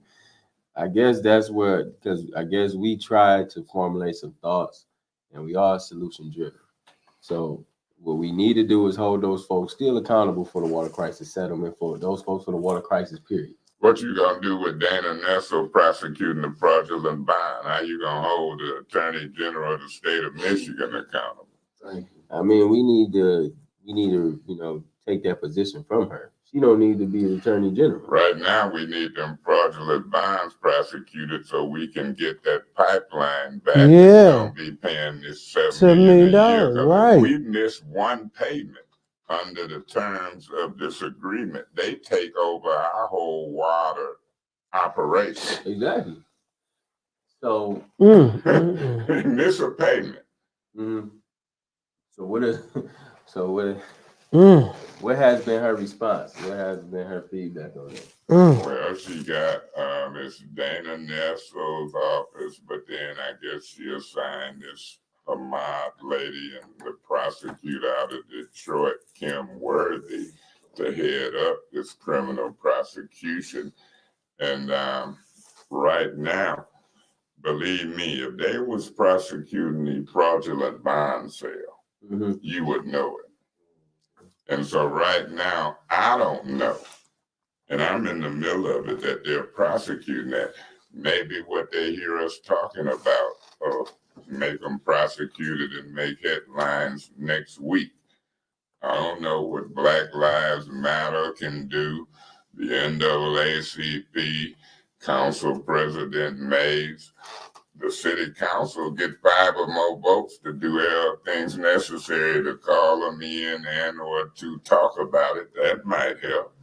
I don't hear Mr. Neely talking about the fraudulent bond sales. I've got it on the agenda. I can show you where it's been sitting on the council agenda for weeks and months. Man. That is frustrating. It's frustrating. Mr. Robert, you didn't know about the No, I fraudulent know. bond No. You knew about it, huh? I knew about it. God. I didn't know why we didn't hold them accountable. The bank institution. How do you do that? Is it the activists protesting outside of the court of City Hall? I mean, how do you do it? Yeah, I mean, I would look at the bond itself. They wrote it because the lagoon had a little drip, right? That's where they kind of pinpoint the issue. That's what they did to get people to invest. But they never did anything about that drip in the lagoon. Because it was for the bill to KWA. All of that was a fraud. So I guess that's what I'm saying. Elaborate on that and putting that out there on the table. It's out there. But then also you see the activity, how we got to that point. Yeah, through emergency managers making decisions, and some of the same people that elect the Republicans and give them money. It's the same people who elect Gretchen Whitman in. They all tied in together across the state of Michigan. It's certain people put in Nestle's and Whitman's campaign who was connected with the water crisis and some of these bond sales, and I dare people to prove me wrong. So you got interests bigger than me and you that keeps people from moving and prosecuting and doing. When I got beat up by the deputy chief of staff here locally, DeVale Murdoch, and the state police say issued a warrant and arrested him. That laid on Prosecutor Layden's desk for months when he swung at them white folks out there on Corona Road, the same person, Bill Murdoch, they on his butt, and he done had to resign. Black Lives Matter. Look at the school board. You got, I guess, Danielle Green is black, and Laura McIntyre is white. That's big news. Yeah, it's big news. Black on black crime sometimes don't get the same publicity is black and white, no matter who right or who wrong. Right. And so maybe sometime it do, but George Floyd, that wasn't black on black per se. That was some black and white. A lot of this stuff that we experience in our community gets swept under the rug.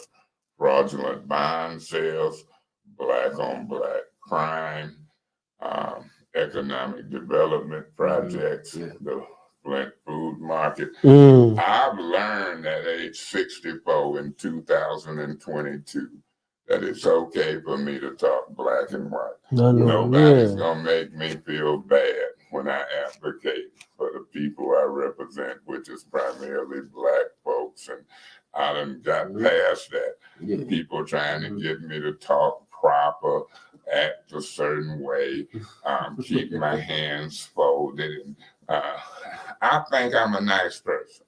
I think I'm articulate. The Lord blessed me with a brain, a mouth to be able to communicate.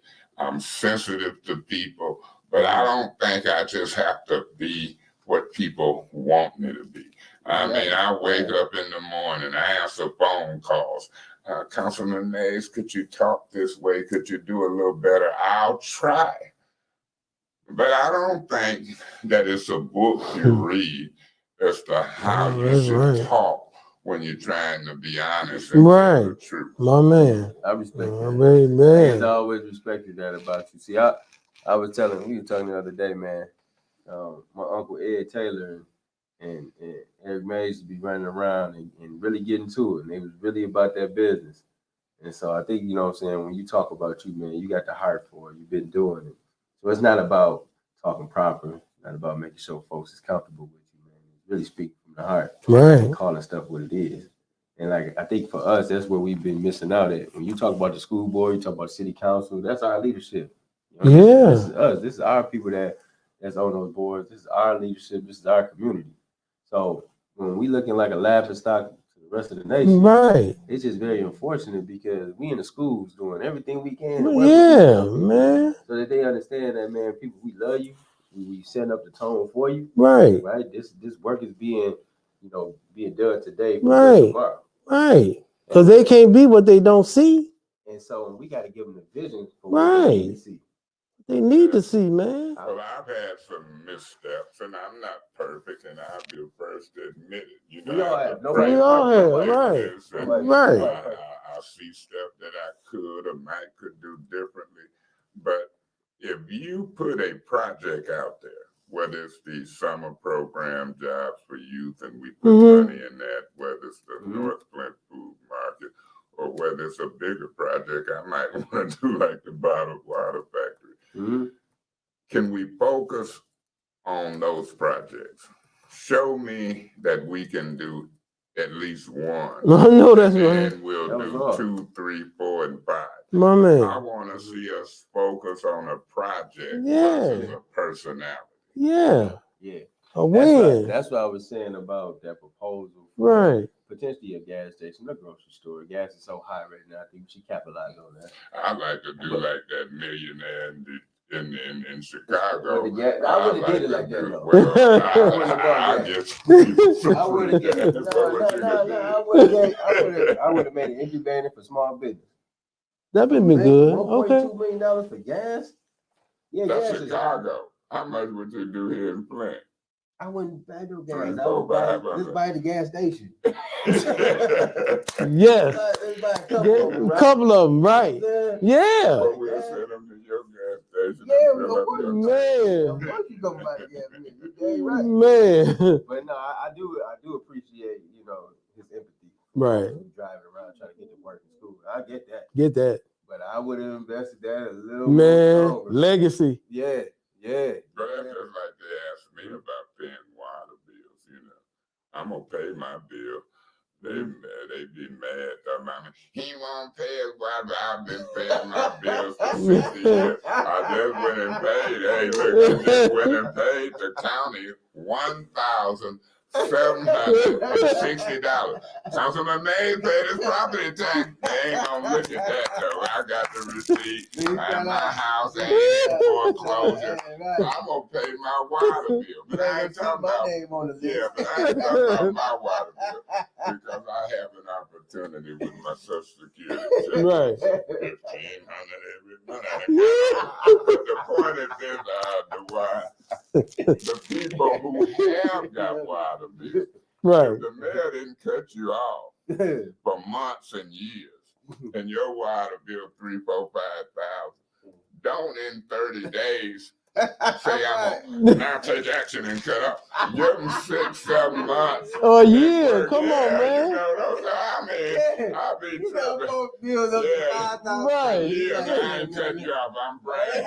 I ain't cutting your water off. We need you during the pandemic. I ain't cutting your water. It's been 2, 3 years. Right. Bills up 2, 3,000. Right. We've been 30 to 60 days. Do Now I better cut you off if you don't pay your bill. Press conference. We need everybody bills. Man, we 40 Come on, man. They say we 40 million behind because people wouldn't have made to pay their water bill. So don't in 2, 3 months, give them a year and you put some programs in place to help catch them up. Don't scare the people now. Right. So, Right. some of this stuff is kind of, we laugh at this. But it's terrible. I mean, it's the challenge. Yeah. Right. Councilman May, that they gonna cut us off. I wouldn't, but I can't say what some of this foolishness is gonna be. But like you say, even at $40 million, that would have been some money to help pay these water bills. Man. When you're talking about 9 council members vote to say, we're going to release some of these people's water bills. Come on, man. That's what you do for the community. 3 hours talking Come about on, it in a man. public meeting. Zero is out. Zeros are out, right. Keep talking about it. Zero is out. And start from scratch. Start from scratch. So that's 3 votes if we was on the council. Off Yeah, the you top. You need 2 more. Off the top. You're gonna need 2 more. Put somebody in the trunk. See that? If I got beat up, I'm about to retire. I'm gonna have to get up out of this. Don't be talking about putting no politicians in nobody, Hey, don't even say the name. You scaring the hell out of me. I don't even go to the club and stuff no more. Hey, that was so funny. That was so funny. Man, listen, man. I'm like, man, I'm eating, drinking, having a good time. I'm about to get food. I turn around, I just see you remember the old commercial, the cartoon when they roll on the ground with the dust and all. Yeah. He picking up my phone and credit cards and stuff. I'm cousin, give me the phone. I'm calling I the told him. police. I had to come on like OD. Man, y'all take this outside, man. Yeah. Man, we got the police up here, man. Everybody had a good time. I said, we could have did this in the back or something. Man, I wasn't doing that. I tried to drink my papaya juice and play Keno. I'm tripping. That scared the hell out of me. That scared the hell out of me about some politics. Rude. My face got my bag off of me from the street. Man, now DeWine the one had me go there. I said, look, we leave the council meeting. I say, let's go to the White House. No, let's go to Rude. I said, these young people. Y'all set him up. Look, I set up at the White House. We ain't going to White House. Well, we went to Rude. Yeah, we had a good time though. You had a good time. He had a good time. You had a good time too. The state police question you. I told him, man, listen, man, like I don't know what we had a good time. How the hell we gonna have to speak for you? Yeah. I say, these are pizza and play, Keno. Man, when you did, you was winning. How many of us went that night? It was about 8 of them. It was about 6 of us.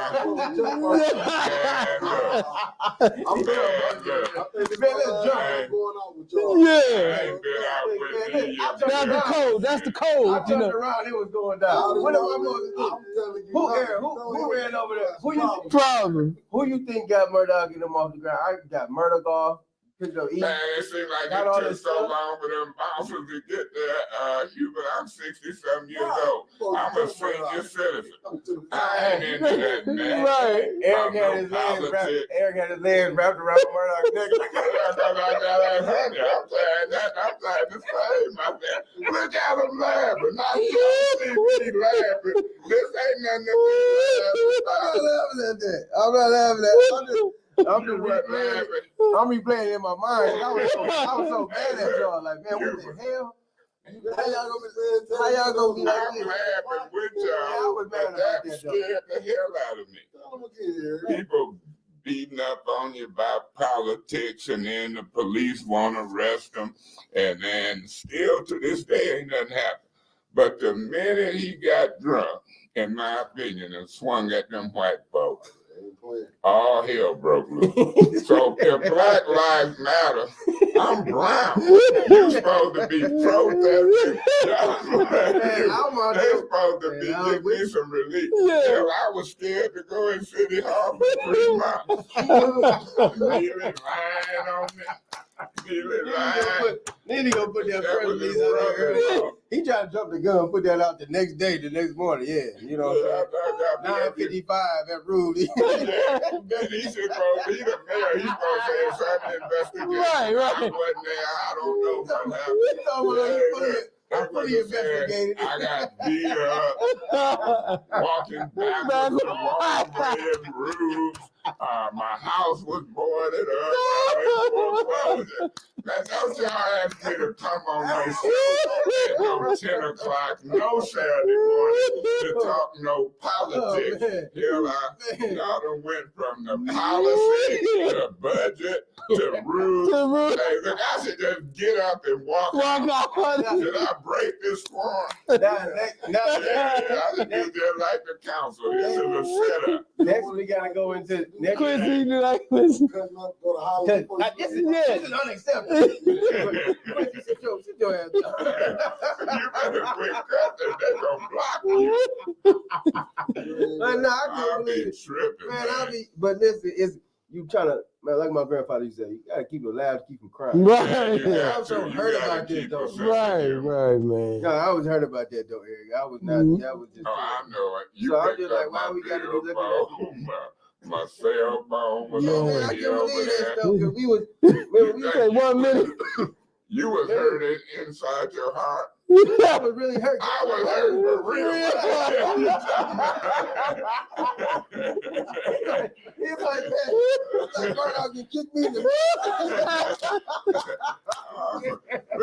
ain't been out I come over nowhere. there. I said, what the hell is going on, man? And they on here rolling around. Eric got his legs on the back. Oh, he got his legs on. You ever been attacked Y'all slam down on the floor. I said, Murdoch, get off of me. Right. Yeah, Murdoch, man, toss Murdoch to the side, picked up. Lord have He mercy. got 100 cars. Yeah. Why you got them cars? Man, yeah, they done expired. Some of them done expired. I'm just keeping them for safe. I wanted that phone to dial 911. I wanted the phone. You listen to that 911 record. I'm cussing, trying to get the police there. Oh my God. Jumped on me and rude. You know you heard the transcript. Hey, look, I forgot we had an interview. Yeah, what's your emergency? What's your emergency? Man, no. That's why. Hey, pin down, pin down. That's why I put 12 million in the crime plan. Now you see why I want the police to come. Man, I'm living this. I got bills, you got police services, you got houses. Yeah, I know what. Maybe I'll be excused. If this interview over, may I be excused. I mean, this interview took a turn. Lord May I have be mercy. excused? Man, I'm trying to Or tell should you. I break this quorum? Man, I'm trying to tell you, man, y'all done went Y'all got me crying and laughing. Y'all crying and laughing. I'm crying and crying. Boy, they gonna be talking about this. Y'all ever invite me to no more interviews. This is good content. Yeah, it's good, Hey, look, I'm gone. Y'all tuning in one by one. Yeah, the one-on-one with Eric Mays first. Right. Hold on, give us a Wakanda on the way out. Yeah. Hold on, give us a Wakanda on the way out. Right, right. Hey, Yeah, we be careful, Thank you you. guys. They'll bait you into it. Man, nobody baited you, man. No. I'm just kidding. No, we I appreciate enjoyed you, it. man. Really, I man. think Thank we you. did a good job. We Yeah. appreciate you for providing insight on the content, on the garbage Real, contract. real talk. What's man. next for that? What's the next thing? Well, I've asked that certain folks be subpoenaed, and then we'll wrap it up. Do I anticipate the council to make logical conclusions and punish anybody for this debacle procedure? Maybe not. But it proved to the council that we do have the power to get to the bottom of it. Yeah. I don't think we'll have no investigative hearing on the Murdoch incident. But I don't know, Murdoch might be facing 3 to 5. The Lord has blessed me to, rebound. Yeah. And we do have the 47 million.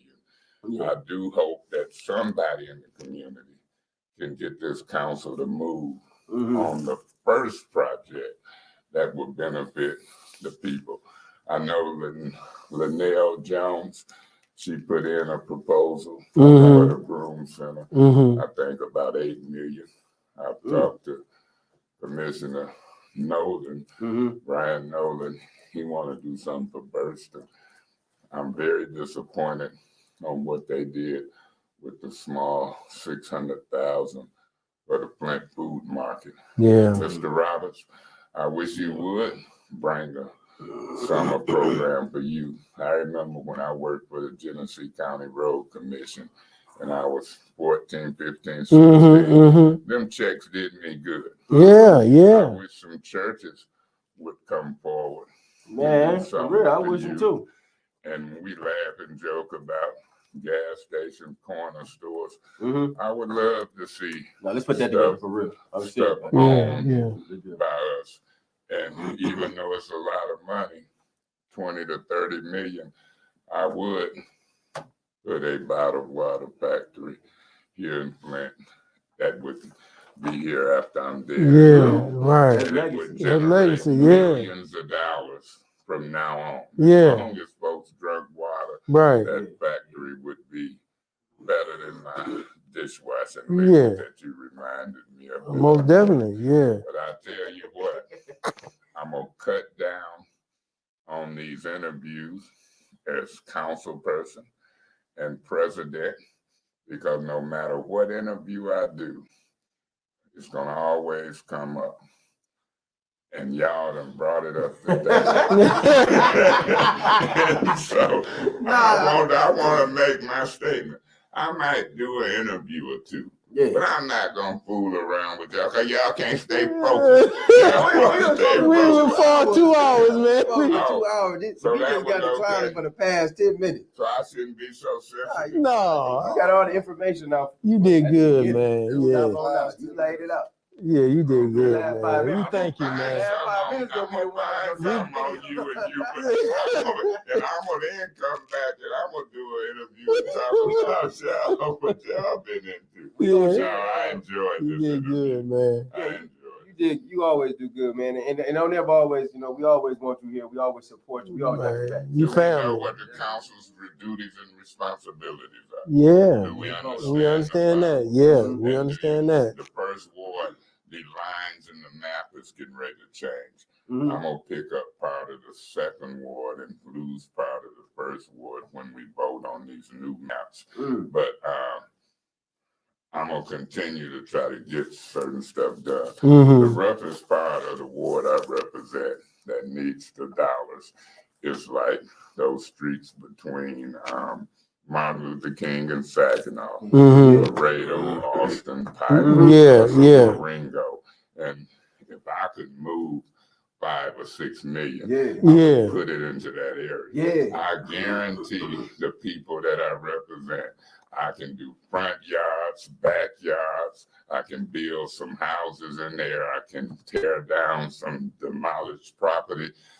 Dion called me the other day about that pawn shop that's caving in on the corner of Russell and Saginaw. It's a lady on Holmes Street, in between Holmes and Piper, and she want a structure towed down over there off of Sally Court, right where you get ready to walk into Hasselbury Park.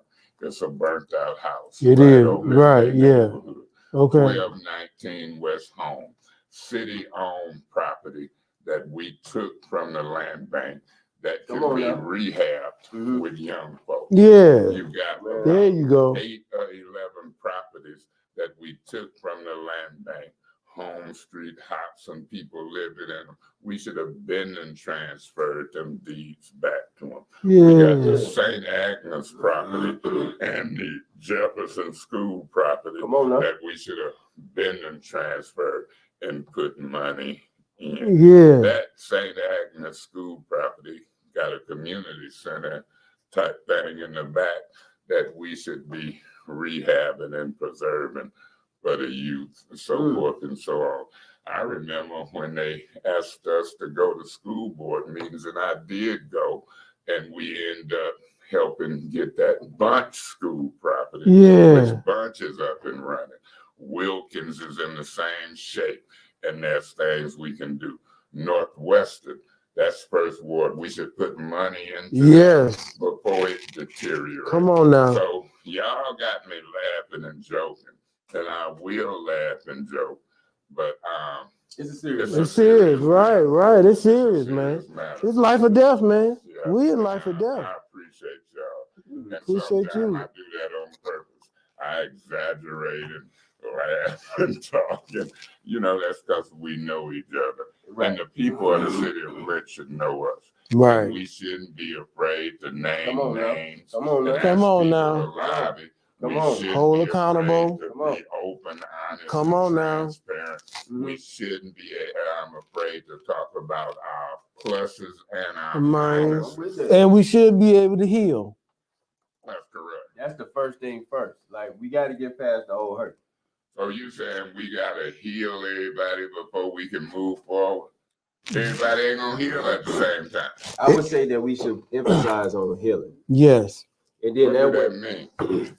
That means if I done something to you, Okay. we sit down and talk about it. You let me know, express how you felt what I did to you, and I can explain where I come from, my perspective. And then at the end of the day, when we leave the table, we should have understanding. And then part of that also is in that forgiveness and that reciprocity.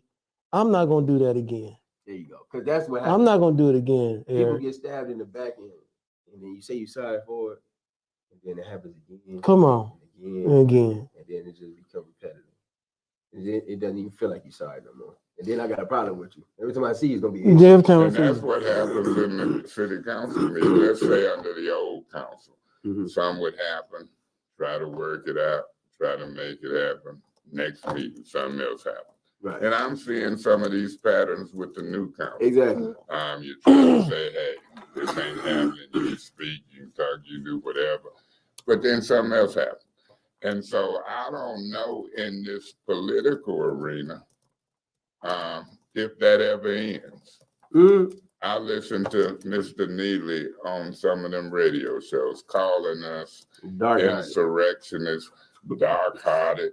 We trying to pick the pockets of the poor. Now, how you gonna work in unity and you calling somebody an insurrectionist? Them insurrectionists tore up the windows and broke the windows in Washington. Yeah. Come on now. I'm not no insurrectionist. You just break in City Hall, but oh man, we breaking out the windows in City Hall. Some of this stuff. Wiping your boo boo all over it. Right. all on his desk. Say, who do that?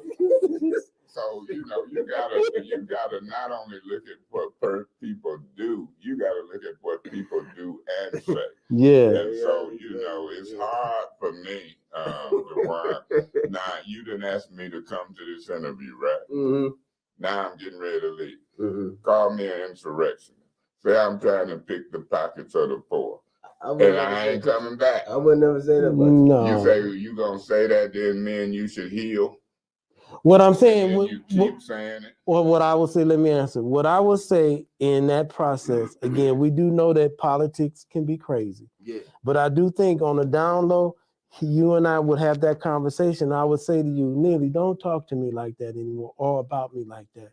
We can have a discourse, but those kind of things is unacceptable. Now, a person could agree or not agree. If a person chooses to continue to belittle you or disrespect you, got to cut them off. And you got to always come on wherever platform you have, you would say, well, Neely, such and such and such. I would do that disclaimer. Because if I made the attempt to heal and you don't want to heal no more, deuces.